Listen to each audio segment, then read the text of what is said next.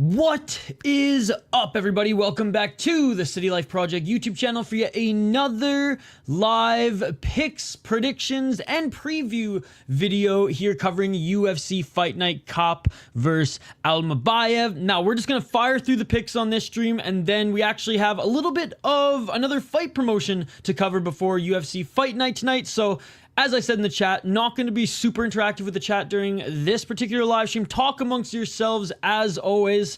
Debate picks, mine or your own, in the chat here. And then I will get to all your guys' comments and be totally interactive in both the FCC fight stream as well as the UFC Fight Night Fight Companion later as well. But shout out to the live chat. I see you all here.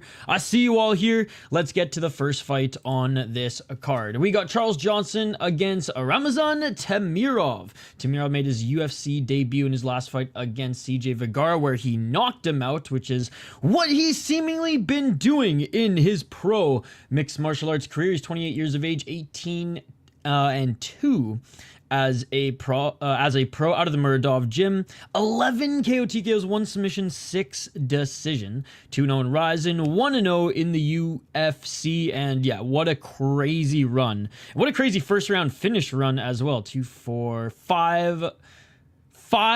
His last 5 fights have been all first round finishes. So there you go. And what a crazy win streak he is on. I've actually covered some Muradov. The production is not great, but there were some good fights. It's not like he crushed cans throughout his entire career, and he's well-rounded and has good power. But I am going to be picking Charles Johnson in this one. 17 and 6 as a pro. Some of his losses, even his last losses in particular, some of them were really close fights. Some of them you could argue went his way. I certainly did with a few of them. But he's on a respectable 4-fight win streak right now, taking out pretty decent competition. Jake Hadley, Maxim, Joshua Venn, Subnajari. Now, he's nothing special, but he is a tough opponent. Scrappy, decent grappling, okay striking, so a good win nonetheless. I just think out of the two very well-rounded guys, I just think Charles Johnson is a little bit better everywhere except for his straight power. But at the same time, it's not like he has muffin shots either. I like his Muay Thai striking style. His boxing in the pocket is sound. He's obviously an elite wrestler. Insane cardio, insane pace, confidence, and momentum right now is key. Again, Temirov's not the most technical striker, but he does have that power, so that is dangerous. His wrestling's good as well. I just don't think it's on Inna G's level. So we're going with Inna G in that one. Next, moving up the card, we got Andrea Lee against JJ Aldrich. Andrea Lee, Muay Thai, striking, base, and that's about it. She's 13 and 10 as a pro. She's 0 and 5 in her last 5 fights. I have no idea why she's still in the UFC. JJ Aldrich is okay. Well-rounded, okay striker, actually has some power in her shots, but if this is contested in the center of the cage, just pure striking match, Andrea Lee is going to outstrike Aldrich and win a decision. If Aldrich actually employs some wrestling, she will win this fight. I think she will, even if it's just a little bit. So JJ Aldrich is going to win this fight. Pretty simple there.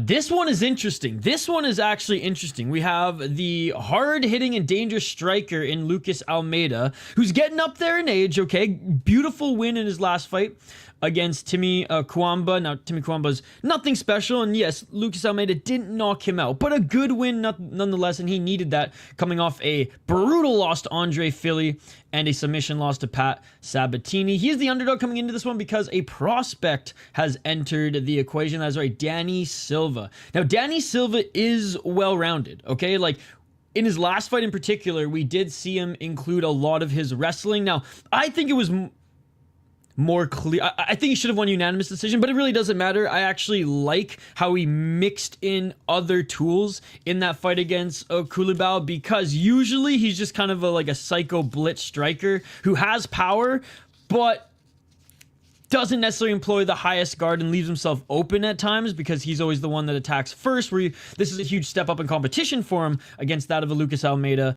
And yeah, he just has to be a little bit more smart, a little bit more tactical in this one. I understand why he's the favorite, and I'm actually picking him to win as well, but Almeida is a very good underdog. Now, if Danny Silva strikes first and lands some big shots on him, can he knock out Almeida, especially a 34-year Almeida who's been seemingly chinny? Yes, I really think he can. 5 KO TKOs, 0 submissions, 4 decisions. He's fought a lot of good competition on his rise. Angel Pacheco, Josh Kulibao in particular, showed off that he's more than just a blitz striker. But again, Almeida, no joke, man. He's getting up there in age, though, but 15-3, still an awesome record at 34 years of age. 9 KO TKOs, 5 submissions, 1 decision. Does love finishing all his fights, which is what I love to see. All but 1, anyways. 2-2 in the UFC. And yeah, I mean, look, Trinidad on Jungle Fight, he's no joke. Lost to Zell Huber Contender Series, no shame in that. Yeah, man, his fucking regional run before coming into the UFC was, he actually fought some really good fights. So I am picking Danny Silva, but like I said, Luke Almeida, solid underdog in this one. Again, thanks to everybody in the live chat here. Like I said, in the chat and the start of the show, firing through my picks for this one. Then we're going to jump over to a fight companion, and I'll be interactive with you guys there. But good to see Kenny, Scott, Chris, Blonde, Ricky, Simone. Thank you guys so much for hanging out. All right, Ricardo Ramos against Chepe Mariscal. Another sick fight, man. This is going to be a fun card, man. It's going to be a fun card. I've really loved what I've seen from Chepe Mariscal upon entering the UFC. Now, in the regional scene, up and down, but fought a lot of good competition. Some growing pains on the regional scene, and upon entering the UFC on short notice in an absolute crazy fight, he kind of gained everyone's respect, and he's just continued to look better. Now, he has been knocked out. He has been finished on the regional scene. He has 7 KO TKOs, but he's lost 3 times via KO TKO. He's been finished 3 times anyways. He hasn't been finished in the UFC at great gym, Elevation Fight Team. 32 years of age, is coming into his prime. But has fought a lot, man. 4-0 in the UFC, 2-2 in LFA. But he's fought, where else did he fight? HFC, Ring of Combat, and as an amateur, high-level amateur as well, undefeated at the IMMAF, where he went 11-0. The guys he lost to on the regional scene, Bryce Mitchell, 5-2, 5-0 guy when he was just 3-0 and 3-1. Joanderson Brito, Steve Garcia. I mean, Sean Soriano, no, not the best loss there, but all his other losses were to guys who were in the UFC and really good opponents. He's been on an absolute tear right now, 2-4, the 6-fight win streak. I mean, look, Damon Jackson, Action Jackson every now and then looks good, but yeah, good win against a veteran there. Morgan Sherrier, awesome win against Morgan Sherrier. Great win against Jack Jenkins. Beat Trevor Peake coming in on short notice. I mean, yeah, I'm excited to see what more he can do in the UFC, and I am picking him to win this one. Now, the odds are a little wide. I minus 435, and I've even seen him as high as minus 470. A little too wide for my liking, but he's got a good judo background. He's got a good kickboxing background. His grappling is good. He's tough. He's scrappy. He's got a good chin. Ricardo Ramos, good fighter. 29 years of age, 17-6 as a pro. It's funny, they have the exact same record, and they each have a lot of experience. Coming off a good win as well. He's an alpha male guy, 4 KO TKOs, 7 submissions, 6 decisions. Look, if this was a pure grappling match, if this was like Fury Pro Grappling or UFC Fight Pass Invitational, Ramos would probably beat, well, he would beat Mariscal. But this is an MMA fight, and I think Mariscal is just, he's capable, more capable, just as capable as a lot of the guys who've been able to match the grappling and or defend the grappling threat that Ricardo Ramos will put on you. 8-5 in the UFC. Damn, he's been in the UFC for a while. That's crazy. He won against Kulibao, lost to Jourdain Arosa. Yeah, just beat Bill Algeo, which I know Bill Algeo retired recently, but that's a good win, especially back in 2021. Lost to Ron Murphy, no shame in that. Like, he's fine. Striking-wise, Chepe is way better striker, and I think Chepe will be able to keep this on the feet, scramble out of any bad positions, and just either finish Ramos or beat him up enough to win by decision. Moving up the card here, and I'm excited for this one. A new heavyweight prospect who's like in shape, an actual athlete, and dangerous. That is right. We have Mario Pinto coming in, ladies and gentlemen, out of Portugal. He's 26 years of age. Fought an LFL, which is actually a great promotion. We covered that last week. He is undefeated. He is a 9-0. And he's the big favorite in this one, so don't let us down, Pinto. He's going up against Austen Lane. He's respectable 13-5 as a pro wrestling background, 37 years of age. Despite his wrestling background, fell in love with his hands on the regional scene, came into the UFC, and yeah, lost to Justin Tafa. Lost the Jonata Diniz. Did beat Robelis Despain because, you know, he knew the blueprint. Take that motherfucker down. Take that motherfucker down. Again, on the regional scene, he had power and he fought strikers who were way more out of shape than him and strikers who just weren't athletes, quite frankly, right? More brawlers than athletes. So don't let the 11 KO TKOs fool you. He is a slow striker compared to guys at the higher level. Again, regional scene tears it up, and it was fun to see him in Fury. It was fun to see him in Combat Night, right? But he wasn't facing competition even close to Mario Pinto, despite Mario Pinto being 11 years younger. He's tall, he's rangy. He likes to brawl a little bit too much sometimes and just like gets really excited and leaves his hands down. But overall, well-rounded, good striker, good takedown defense, range control. His jabs can knock motherfuckers down. Very, very fun fighter, man. Very, very fun fighter. And yeah, he was the Levels Fight League champ. Levels Fight League is a new promotion, but still, look at the guys who he's been fighting. He's actually been fighting some good competition, and yeah, he's decent amateur career as well, going 5-1. So Mario Pinto, hopefully he can get it done. Yeah, going with the favorite on that one. Danny Barlow, Sam Patterson. Now I'm just gonna say this: Sam Patterson, not a bad underdog. Not a bad underdog. He is a submission threat, with how good of a grappler he is and how lanky he is. The thing is, he's not going to be bigger than everybody at 170. At 155, he was way bigger than everybody. He was stronger than everybody. But at 170, it's kind of like, okay, you're in your proper weight class now against guys who are the same size as you. Like Danny Barlow is a couple inches shorter, right? But has the reach advantage and is, you know, essentially the same size as Sam Patterson. Sam Patterson is not as good of a striker as Danny Barlow, despite Danny Barlow having a wrestling background. His boxing has become very, very good. His power in his mitts is insane, as we've seen. And his jab, when he is able to keep fights on the outside, is awesome. So if he's able to keep this on the feet, I think he beats up and or knocks out Sam Patterson. Sam Patterson doesn't necessarily have the best striking defense. He doesn't employ the highest guard, and he's got a long-ass torso where shots to the body might be there for Barlow as well. But if the future Sam Patterson can take this to the ground, he's 12-2-1. He is dangerous. He has 7 submissions, and he's never been submitted. 4 KO TKOs and 1 decision. He knocked the fuck out Bayash Muz in his UFC debut, and that was a brutal knockout.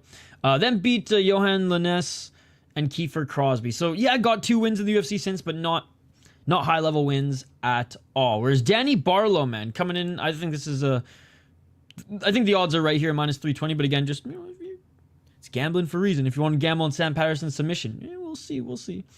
But yeah, Danny Barlow, 5 KO TKOs, 1 submission, 3 decisions. Very good wrestler, very good at controlling the fight, very good cardio, good pace.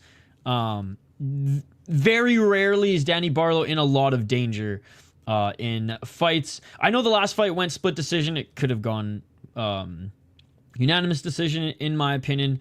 And if anything, like, yeah, we want to probably see a little bit more out of him, but he slowed things down and fought more of a technical, tactical fight and didn't just get overzealous with his shots. Now, Raheem Forrest, good win. Raheem Forrest is a solid fighter who's ripping it up on Cage Fury FC. Josh Quinlan, not good, but hey, knocked him out, so that was fun for us. And again, didn't really prove himself against the highest competition too much out of the gate, but beat the guys he needed to beat to get to the UFC. And I think he's going to go 10-0 after Saturday. Moving up the card, William Gomis against Hyder Amil. So either this is going to be a sick fight that doesn't last too long, or it's going to be William Gomis stinking it up again. Range control, fight IQ to win a fight and keep Hyder Amil on the outside, frustrate him, force Hyder Amil to try to clinch and go for takedowns, which, let's be honest, Hyder Amil is a brawler, is a fun striker at the end of the day. He's well-rounded, don't get me wrong, he has other tools, but like that's the Hyder Amil that we want to see. That's Hyder Amil. That's what likely Hyder Amil wants to do, knock the fuck out his opponents every single time. Where Gomis is elusive. He's good at, even on the back foot, he's good at making you miss. His footwork's good, but as a result, he is not a volume striker, where Hyder Amil is a brawling volume striker. So this is like a clash of striking styles. It'll be interesting to see maybe Hyder Amil just like tries to take this to the ground if he can't hit Gomis, or if Gomis isn't willing to like strike with him on the feet other than some pitter-patter jabs, a couple combos here and there. He's got the range on him. He's got the height on him. But if Hyder Amil can, and he's got speed, especially in the first round, he's got speed. I've seen him slow down in fights before, but he's got speed in the first round. If he can beat him up early and kind of dictate this fight and, dictate it early, set the pace, hurt Gomis, we'll see. We'll see if he can just get that edge, but, or knock him out. William Gomis, 14-2 as a pro. Out of the MMA factory, 7 KO TKO, so does have power in his mitts as well. 6 decisions, 4-0 in the UFC, 5-2 in 100% fight. I mean, split decision, Joe Anderson Brito. This actually wasn't that bad of a fight. They actually both met each other at center at times. Good win against Gamori. Split decision against Francis Marshall. Decision against Aarons. Aarons actually was in a fun fight over last week, I think, at LFL, if I'm not mistaken. What I do like about Gomis, though, is, yeah, he did like go through 100% fights. He did stop in Cage Wars, but like he went to UAE Wars as well. He went to Aris before coming over to the UFC, and he's beaten good guys. He just hasn't had statement victories. Whereas Hyder Amil, talk about a statement victory against Jong Lee. Now, I do think Jong Lee, if he fought a little bit smarter and didn't want to just go out there and freaking fast track CTE, then this fight might have gone the distance and been a competitive fight, but no, they stood in the pocket and it was awesome. I remember Big Red was on stream with me and we were just losing our shit. And yeah, they just threw in the pocket and Hyder Amil was able to beat him up and knock him out. Hyder Amil is on a respectable win streak as well, and he's undefeated. That's the thing, right? A lot of people, I think, are critical of Hyder Amil, and even people were on the regional as well, but it's like the guy hasn't been beat. 6 KO TKOs, 1 submission, 3 decision. 3-0 in Bellator, 3-0 in LFA, 2-0 in the UFC, and 1-0 in Contender Series. It's just like he's not polished everywhere, but he's been getting better and better. His striking's good. His takedown defense is good. I keep picking against him. No, we're going with Hyder Amil in this one. We're going with Hyder Amil. William Gomis better be exciting in this one. Because if not, you're going to get tagged up. All right. Featured fight here. Featured fight. Good to see Lamona Rona. Good to see Vasco. Thank you guys so much for joining. We'll be more interactive in our fight companion coming up here in about 10-15 minutes. Nasrat Haqparast against Esteban Ribovics. Another... Well, this one is definitely going to be a sick fight. We got 2 strikers going out of here. Volume striker with a good chin who doesn't have necessarily... the biggest or the most power against an absolute psycho brawler who's going to try to dictate pace and who has the power in his shot. So this one should be a lot of fun. I am picking Ribovics to win this fight. 14-1 as a pro, out of Argentina, 28 years of age, and like I said, just straight psycho in the best possible ways. On a 3-fight win streak right now. That win against Daniel Zellhuber, arguably fight of the... contention for fight of the year. I'd say it's in the top 5 of all fights in mixed martial arts of 2024. Like fucking up there with Ashizawa and Kuzi. But anyways, I digress. Great win against Daniel Zellhuber. Good win against Terrence McKinney. Good win against Kamula Kirk. He did lose to Radzhabov, but it went the distance and he had moments in that fight, and what a fucking crazy KO on Contender Series, man. His kickboxing is solid. He's got great kicks. He's got solid striking. His grappling is like... It's not bad. Yes, Radzhabov was able to control him for when he wanted to, but definitely had the edge in the grappling there. I would say Ribovics is definitely more of a striker, but he's sound everywhere else that he can keep fights on the feet when needed. But yeah, he is going to struggle against guys who are just like at the elite level when it comes to grappling. And Nasrat Haqparast, by the way, underrated wrestling. He doesn't use it a lot, but he actually does have some wrestling. He actually can push off those chicken legs, believe it or not. Do I think he's going to employ it in this one? Only when it's too late, if he does at all, like the desperation wrestling. He is 17-5 as a pro. He's 4-1 in his last 5 fights, just like Ribovics, but he's on a 4-fight win streak right now. McDessie, meh. Canones, Malarkey, Jared Gordon, look, he's beaten decent guys. He's beaten guys around the same level as him, roster fighters in the UFC, whereas Ribovics just beat another prospect and lost to, you know, potentially a top guy. So I would say that they're like level of competition. Obviously Haqparast a little bit more, but Ribovics, it's not like he's just been fighting like the bottom of the barrel. I do think this is his biggest step up in competition, and I do think that he gets it done. I think he either chins that seemingly unbreakable chin of Haqparast. I know he's only 29 years of age, but man, he's been in so many wars. I think he either chins him, hurts him enough where he doesn't knock him out, but wobbles him, forces him to become a wrestler at times.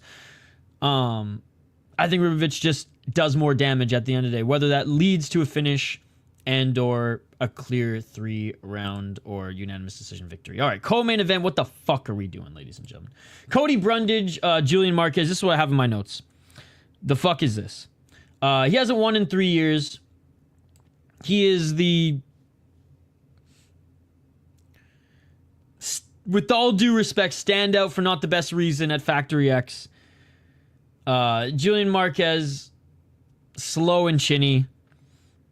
Cody Brundage is a better grappler.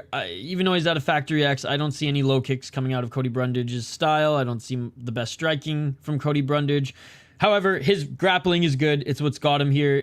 He is more of a submission threat than Julian Marquez, and I think he actually is a submission threat to Julian Marquez, whose grappling defense isn't the best. I think he's got better cardio than Julian Marquez. I don't think Cody Brundage is going to knock Julian Marquez out, but he's tough, and I just have no faith in Julian Marquez at all. Usually I have no faith in Cody Brundage, but when I have more faith in Cody Brundage than in Julian Marquez, oh boy, ladies and gentlemen, what the fuck is this? Go Cody Brundage and Factory X, I guess. Manel Kape in the main event against Almabayev. Now, this is another fucking awesome fight because both of these guys incredibly well-rounded. Both of these guys fight at a high pace. Both of these guys want that title shot. And both these guys have over 20 wins. Manel Kape, 20-7 as a pro. He is 4-1 in his last 5 fights. Unbelievable performance against Bruno Silva. Lost to Mikhaev.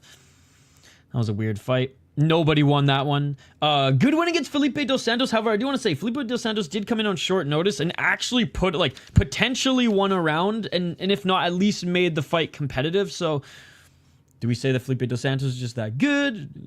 Did Manel Kape just kind of overlook him because he wanted to fight, who was it, Kaikar France? Maybe a little bit of both. Good win against Dvorak. Awesome win against Zumagulov, who's been winning on the regional scene, by the way. And I know he's getting up there in age, but Dana, bring back the bowl cut beauty out of Kazakhstan.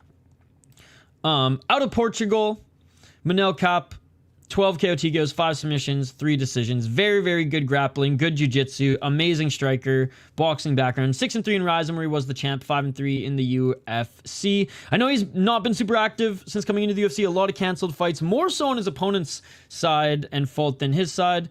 But I'm excited for this one. Asu Almabayev, 21-2 as a pro. He's coming in at the slight underdog too, at plus 180. He's a good underdog. Now, he hasn't been super dangerous in the UFC. 3 KO TKOs, 9 submissions, 9 decisions in his pro MMA career. He's well-rounded and he uses all of that in fights. Not to say his fights are boring, but like, I'm more so expecting a decision versus, you know, a finish, for example. 4-0 in the UFC, 2-0 in ACB. Hasn't fought in 2025 yet, but good win against Nicolau, good win against Jose Johnson, good win against Vergara, but all decisions. Ode Osborne, he did submit in his UFC debut. Now, what I like about him as well, he didn't just stay... he's Kazakh. Yeah, from Kazakhstan. He didn't just stay on the Kazakh regional scene where, like, Alash Pride's a good league. Neza is a good league, but no, he went even even higher. He went to ACB. He went to M1 Challenge.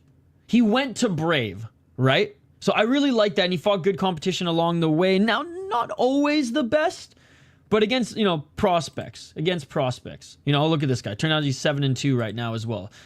So, there you go. There you go. Out of the two well-rounded fighters, I think Almabayev has a little bit more of the wrestling advantage. Nothing that Manel Kape can't handle. And I think Manel Kape has more of the power advantage and just more dangerous when it comes to the submission threats as well as the striking. I am picking Manel Kape to win this one. I think the odds are fair.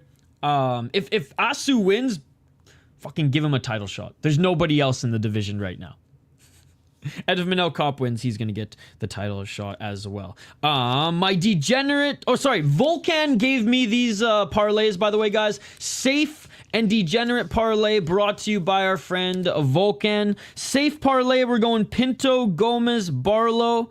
Degenerate parlay, which yesterday was at plus 1,400. Haqparast, Temirov, Brundage. And that one might actually happen. That one, actually, I'm actually kind of confident in that one. What's up, Sobo? What's up, Amberly? What's up, JK? What's up, Vincent? What's up, Karl Marx? What's up, Cam? Good to see you. Good to see you guys. What's up, Shashwat? Good to see you as well. All right, guys, like I said, short but sweet on this one. We fired through the picks. I am going to be firing up a fight companion here in literally 2 to 3 minutes. DGen parlay is pretty fire. Dude, I know. And usually the DGen parlay, we're like shooting for the stars. And it's like, it's almost just a meme. Hey, Chance gifting out a membership. Let's go. Let's go. Thank you so much, Chance. You absolute beauty. You did not need to do that. Chance gifting a membership right at the end of the stream. But we're about to start another stream, ladies and gentlemen. I'm literally just going to refill my coffee. And we're going to... The event already started, so we only got like a few more fights left. But I will be doing UFC later as well. But jump over to... this stream here, ladies and gentlemen. For the first time on this channel, we are going to be covering FCC out of the UK. It is on UFC Fight Pass. So I'll see you there. That's our appetizer. That's our waiting room before UFC starts later today. So see you in about 5 to, what is this, like 7 minutes. And, let the fight weekend begin. Smash that like button and subscribe, and we'll see you in a few minutes for FCC, and then later today for UFC, and then even later today for Garachin, as Garachin takes on Brave in the Battle of the Ages in some real MMA. None of this UFC fake-ass MMA trash rules. We have real rules, superior MMA in Garachin later tonight as well. Smash that like button and subscribe, and always remember... Herb Dean's fault. Always Herb Dean's fault. Yeah.